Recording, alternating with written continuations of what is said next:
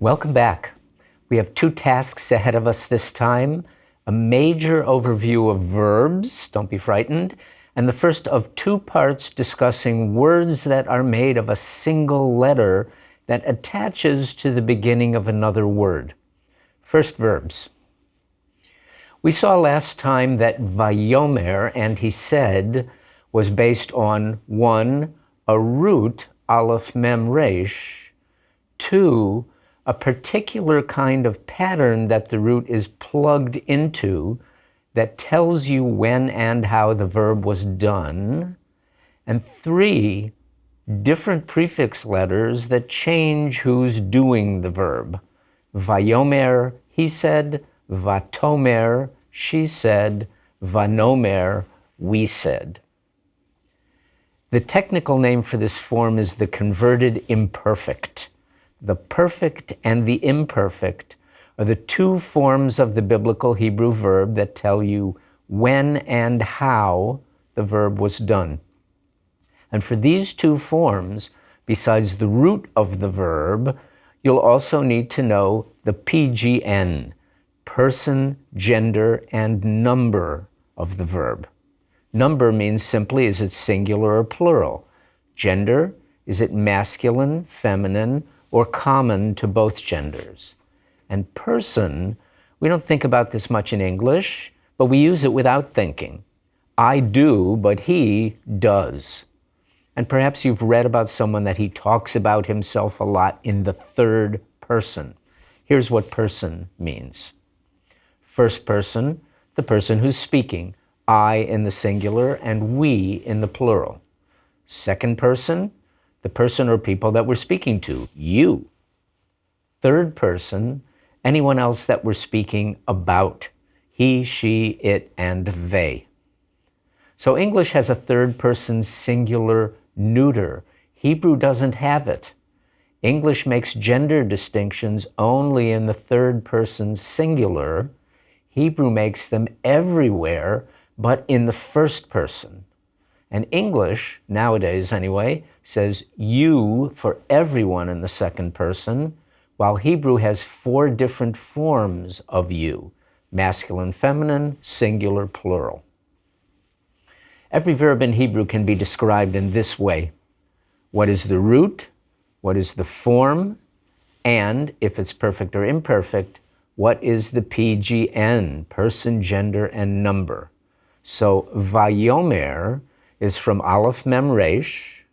It's converted imperfect. We'll talk about what that means in a minute.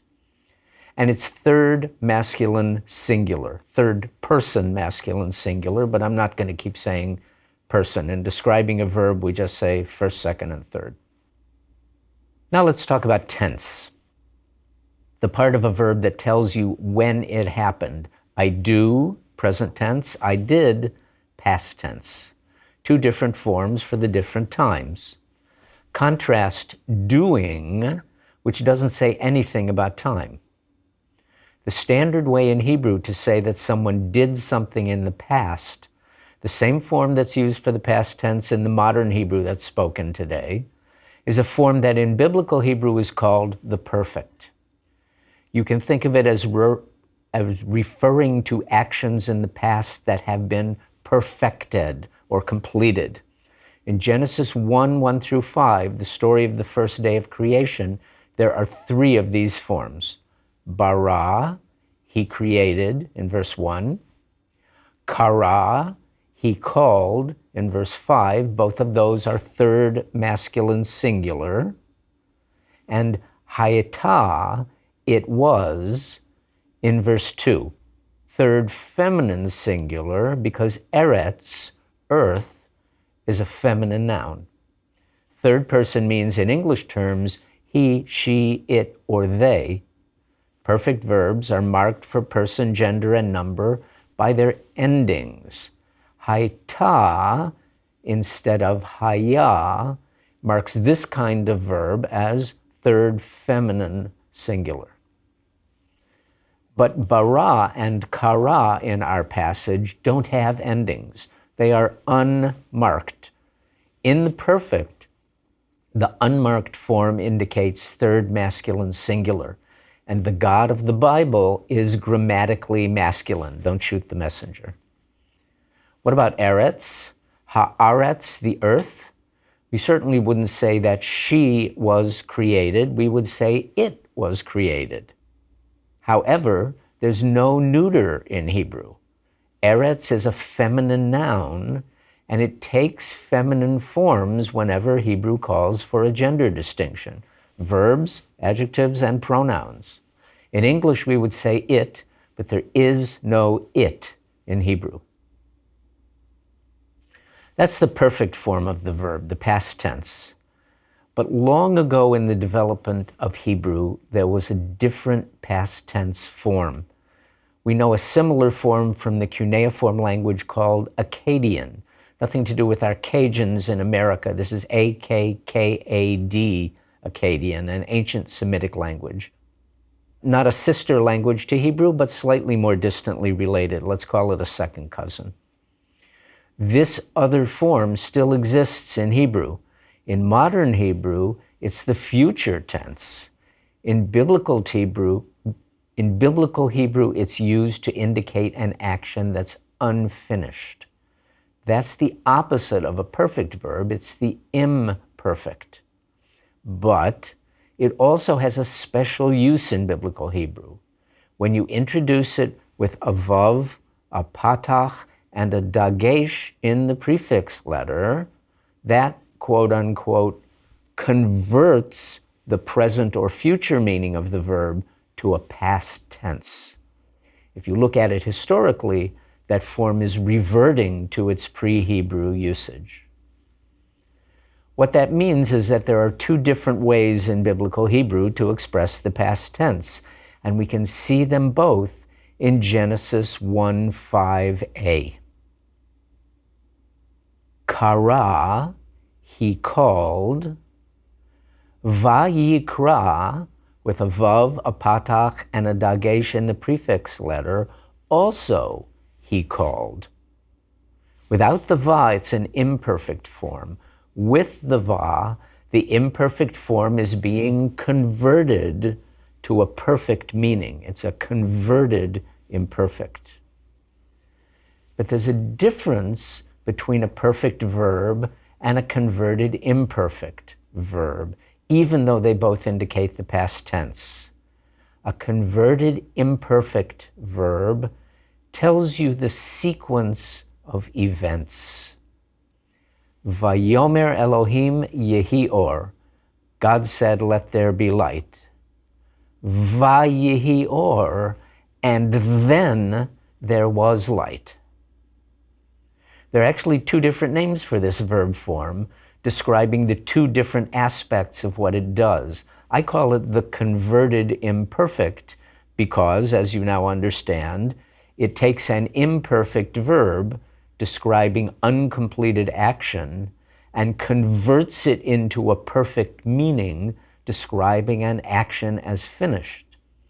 But it can also be called the imperfect consecutive because it's used to describe actions that occurred consecutively. It tells you what order things happened in. Now let's look again at Genesis 1:5. You remember that adding A or B to the verse number means the first half of the verse up to the etnachta or the second half of the verse. We've already learned 5b after the etnachta together. Vayehi erev, and there was evening. Vayehi voker, and then there was morning. Yom echad, one day. Now, 5a, with its two different ways of saying the past tense. First, let's learn this verb kara from the root kuf resh aleph. It means to call out loud, and therefore sometimes to read. But when you kara le something, literally call to it, that's our same English idiom as calling something in the sense of naming it. All right, here we go. Vayikra, and he called. Vayikra Elohim, and God called. Vayikra Elohim la'or, and God called the light something. What did he call it? Vayikra Elohim la'or yom. God called the light day. Remember Yom Echad, one day. Ve'lachoshech, and, that's ve, la-choshech, there's our l again, so this is what's going to be named. Choshech, the opposite of or, not light, but darkness. Ve'lachoshech kara laila. And the darkness he called night. Laila is night. Laila tov, good night. Not an expression that's actually used in the Bible, but it would have been perfectly comprehensible in biblical times. Now, Vayikra Elohim la'or yom, God called the light day. Why isn't it then Vayikra Elohim la'choshech laila, and God called the darkness night? Because that converted imperfect form, Vayikra, is also the imperfect consecutive. If we said Vayikra for both parts of this phrase, it would mean that God called the light day, and then afterward, he called the darkness night. But that's not what happened according to Genesis. The second phrase uses the regular past tense verb, the perfect kara. So God did not name light and darkness consecutively, but simultaneously. Vayikra Elohim la'or yom, ve lachoshech kara laila. And what happened after that? Vayihi erev, and then Vayihi voker, yom echad. Now, ladies and gentlemen, boys and girls, if you'll get your pencils and scorecards ready, a very quick preview of all the different verb forms in Biblical Hebrew.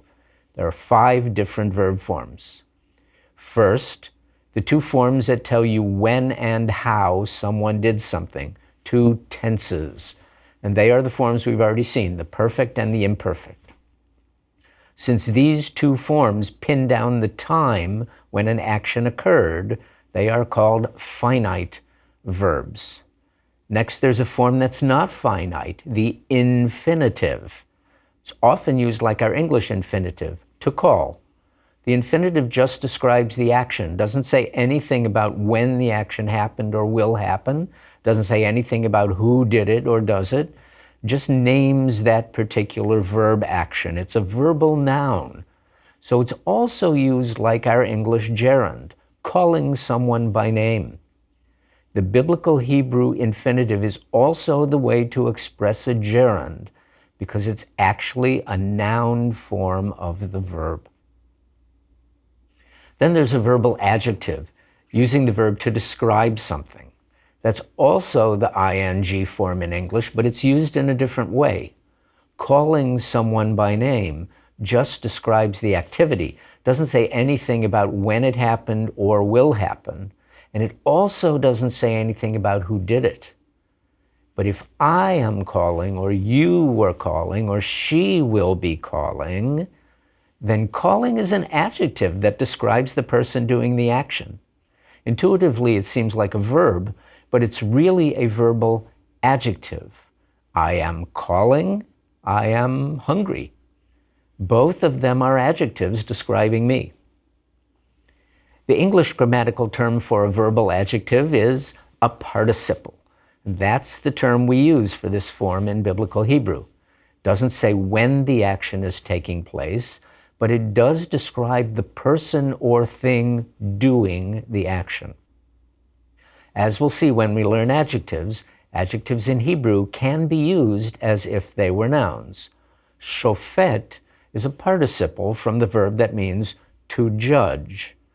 I am judging Israel, ani shofet et Yisrael.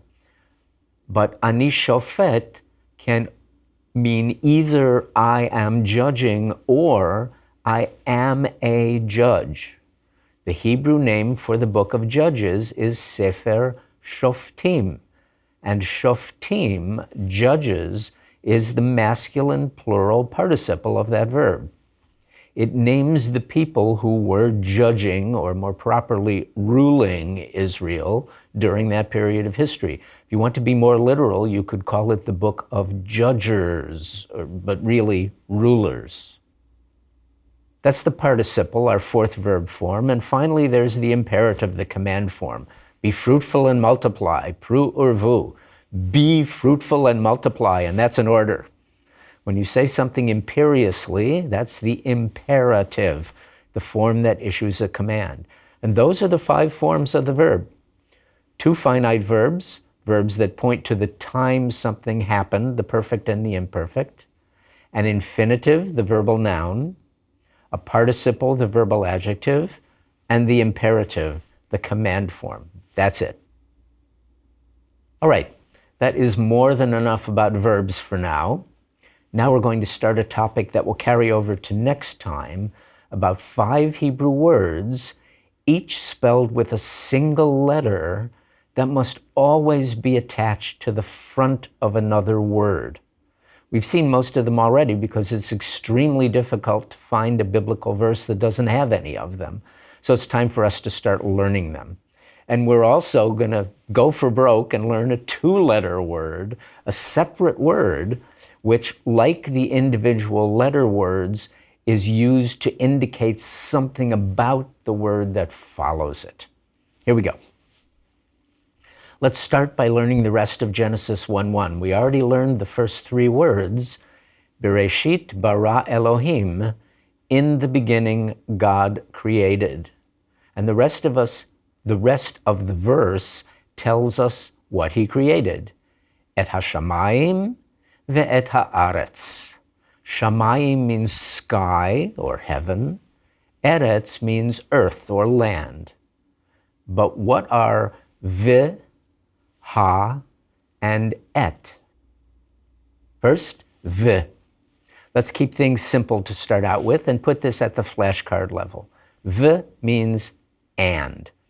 It's a conjunction. You use it to link 2 words or 2 phrases or 2 sentences together. Vav with a shva underneath it, v. Always attached to the beginning of some other word. What did God create? Et hashamayim, v, et haaretz, the sky and the earth. When you see a vav at the beginning of a word, the chances are 99 and 44 100% that what you're seeing is the conjunction v. The word vav itself occurs 13 times in the Bible. It means a hook. Look at it. And there are a handful of strange names that begin with vav, but Hebrew mostly avoids or changes words that begin with vav because vav at the beginning of a word is the conjunction. Now let's take this a couple of steps beyond simple. First with spelling and then with meaning. First, spelling. If you're creating flashcards, think of the word for and as v, a vav with a shva. But it's not always spelled that precise way because a letter that's attached to the beginning of a word can be very sensitive to its environment. I'm sure some of you, and maybe all of you, have already been thinking, hey, what about Vayomer? Vayomer Elohim, and God said, has that conjunction. Why can't and he said just be V'yomer? The answer is that the Vav of Vayomer is doing 2 different jobs. One of them is to say and, but the more important job it's doing is to convert that imperfect verb into a past tense, as we discussed.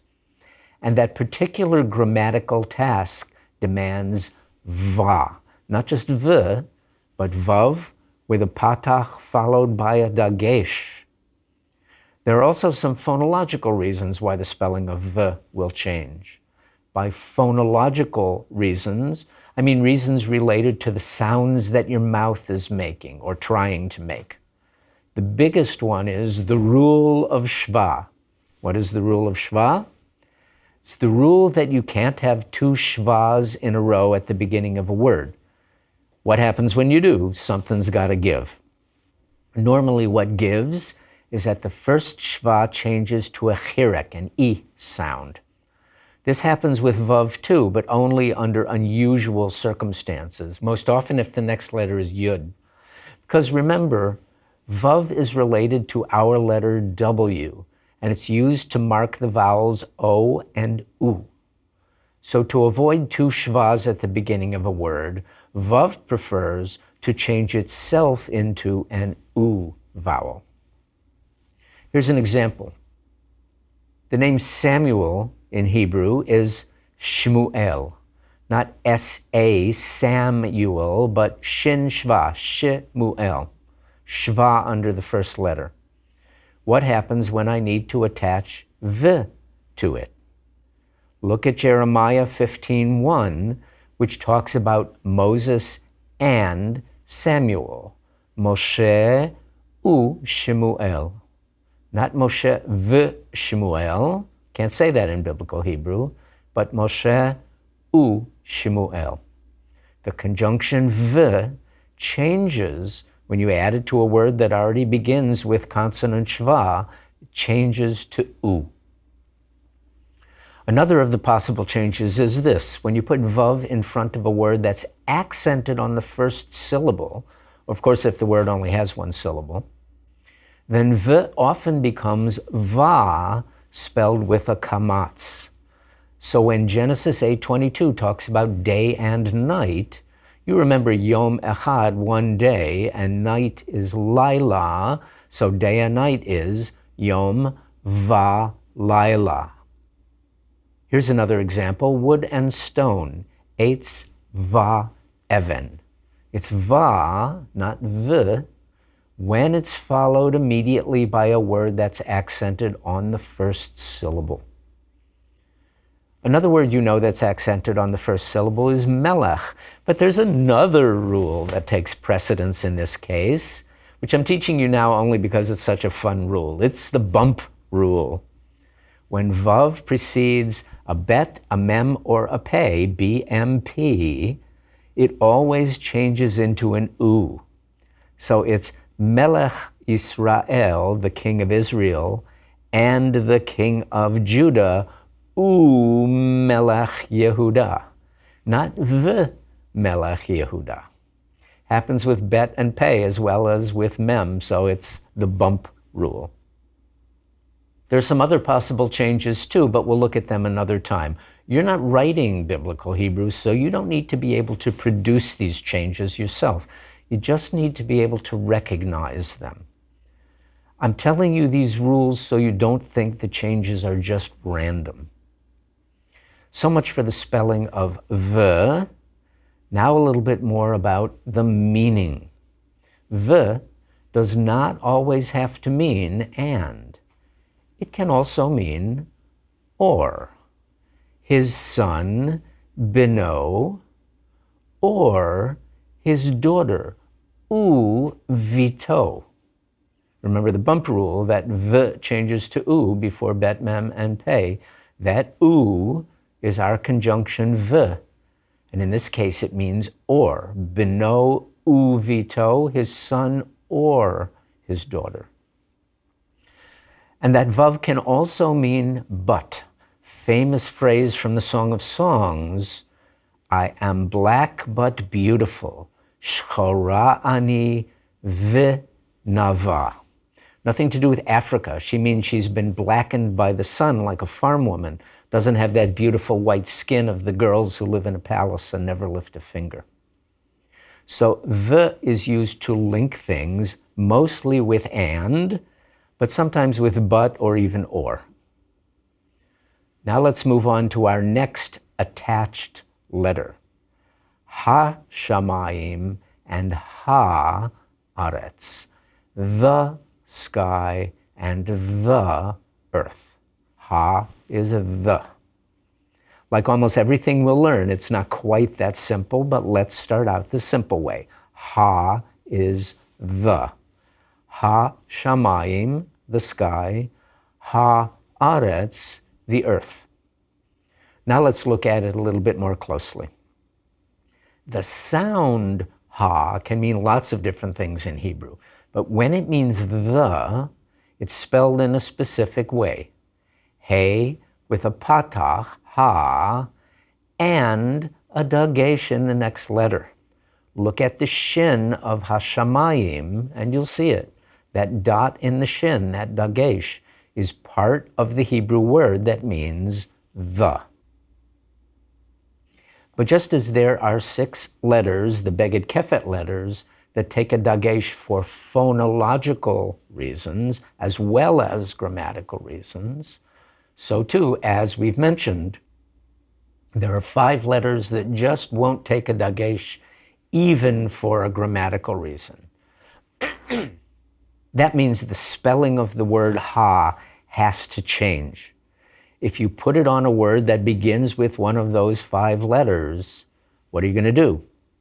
Do you remember which letters those are? They are the 4 guttural letters, Aleph, Hey, Chet, and Ayin, and 1 letter, Resh, that's a guttural wannabe. So when you want to take Eretz, earth, and change it to Ha-Aretz, the earth, besides that switch from Eretz to Aretz, which is peculiar to this word, Eretz begins with an Aleph, and you can't put a dagesh in an Aleph, so what do? Well, what a dagesh is theoretically doing is doubling the consonant that it's in. Not writing it twice, but making the consonant longer. If you can't lengthen that consonant, one of the things that can happen is that you compensate by lengthening the previous vowel. And you remember that there are long vowels and short vowels. Patach is a short A vowel. The long A vowel is kamatz. So hashamayim, the sky, is spelled with hey, patach, and a dagesh. Haaretz, the earth, is spelled with hey, kamatz, and no dagesh, because you can't put a dagesh in an aleph. And a couple more examples. Ha-malka, the queen, with a patach and a dagesh in the mem, but ha-isha, the woman, with a kamatz and no dagesh. There are a few other ways the definite article can be spelled. You can find them in the course guidebook. I want to mention just one more because it's not uncommon and because it has a different vowel sound. First, let's learn a new word. Har, a mountain. Mount Zion, Har Zion. Mount Sinai, Har Sinai. Har Hermon, Mount Hermon, up in the Panhandle where Israel meets Lebanon and Syria. And it's one har, many harim, mountains. But the mountains are he-harim. From Deuteronomy 12:2, al-he-harim, on the mountains, ve'al-hagvaot, and on the hills. Just like heaven and earth go together in rhetoric and poetry, shamayim va'aretz, so do mountains and hills, harim and givaot. But it's he-harim, ha plus dagesh, givaot. The rule is in the guidebook, but let your ear get used to the sound. Now a quick bit of English grammar. The word the, T-H-E, is called the definite article. It's used to pick out something specific from a more general category, a man versus the man. English also has an indefinite article, a man, not a specific one. And if the word begins with a vowel, then instead of a, we say an, a pear or an apple. Hebrew does not have an indefinite article. Every once in a while, they use the word one as if it were an indefinite article. So when we're translating Genesis 1, 1 through 5, there was evening and there was morning, one day, we might have said, Vayihi Erev, there was evening, Vayihi Voker, and there was morning, Yom Echad, a day. That's possible, but there are not many cases where one must be understood as a or an. In the vast majority of cases where English would use the indefinite article, Hebrew simply omits it. So if English requires it, we just have to insert it. In Genesis 1, 1 through 5, English doesn't demand it, but the Hebrew does permit it. So we might translate Vayihi Erev, there was an evening, Vayihi Voker, and there was a morning, Yom Echad, one day. There are other ways a noun can be definite. I can tell them to you in Hebrew, but we actually have exactly the same thing in English. So a king is indefinite, and the king, ha-melech, is definite, but so is his king, malko. Anything that's specified with a possessive pronoun is definite. Everyone has a nose, but this is my nose, a definite nose. And the third way to identify something as definite is to use its name.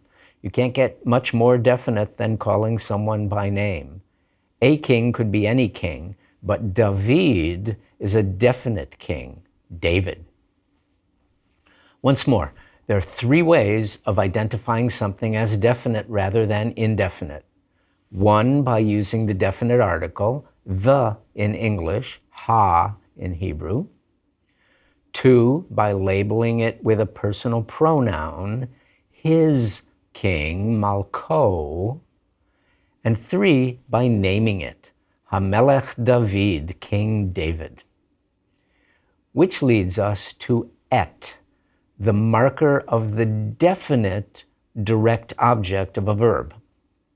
God did not create a heaven and an earth, shamayim va'aretz, but the heaven and the earth, et hashamayim ve'et haaretz. This is a grammatical function that we don't really need in English because our English word order is so specific. When I say Bob kicked the ball, you know that Bob is the subject of the sentence, he's doing the kicking, and the ball is the object of the verb, it's being kicked. But what tells you that is the order of the words. Hebrew word order is more flexible, and so they developed this special indicator. Genesis 1:27, God created the human, Vayivra Elohim et ha'adam. This is not yet Adam with a capital A, it is ha'adam, the human or the earthling. The makes this human definite, so it's Vayivra Elohim et ha'adam. And notice that et is connected to the next word with a makef, so it has no accent. What therefore happened? The vowel became a little shorter and changed to a segol. Still the same word, but a slightly shorter vowel. Vayivra et ha'adam. But Genesis 4:32 says that God created a human upon the earth. Bara Elohim Adam al haaretz. If you create a human, that's indefinite. So bara Elohim Adam. But if you create the human, that's a definite direct object. So it's Vayivra Elohim et ha'adam. And when the direct object of the verb is a pronoun, you can stick those same endings on the direct object indicator et. When you put a suffix on it, it becomes ot. So Genesis 1:27, God created the human, Vayivra Elohim et ha'adam. But that verse continues by telling us, in the image of God, he created him, bara oto. Male and female, he created them, bara otam. Et him, that's oto, et them, that's otam. the definite direct object marker, but instead of marking a noun, it's got a pronoun suffix attached. Et changes to ot, so you can stick on those endings. And that is our lesson for today. Your challenge in Numbers 22 is to find 5 examples of the conjunction v, 5 of the definite article ha, and 5 of the definite direct object marker et.